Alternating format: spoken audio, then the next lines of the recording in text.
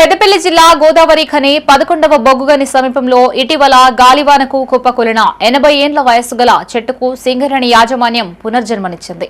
Singareni RG ఏ area GM Lalit Kumar చొరవ తీసుకుని Singareni forest department DGM కరుణానాయక్ ఆధ్వర్యంలో శాస్త్రీయ పద్ధతిలో ఈ వృక్షాన్ని కట్ చేయించి తిరిగి సెంట్రల్ నర్సరీ సమీపంలోని టీ జంక్షన్ వద్ద నాటారు. ఈ సందర్భంగా జీఎం మాట్లాడుతూ పర్యావరణాన్ని కాపాడడం అందరి బాధ్యత అని, పెద్ద వృక్షాల్ని సంరక్షించడం ద్వారా ప్రకృతి సమతుల్యతను కాపాడవచ్చని తెలిపారు. నాటిన చెట్టును రక్షించేందుకు ప్రత్యేక చర్యలు చేపడతామన్నారు. ఈ కార్యక్రమంలో జీఎంతో పాటు సింగరేణి అధికారులు పాల్గొన్నారు. గోదావరి ఖని ఆర్జీ1 ఏరియాలో జీడీకే 11 ఇంక్లైన్ల మీద వచ్చిన గాలి తుఫాన్లో సుమారు ఒక 80 ఏండ్ల లైఫ్ ఉన్న రావి చెట్టు పడిపోవడం జరిగింది.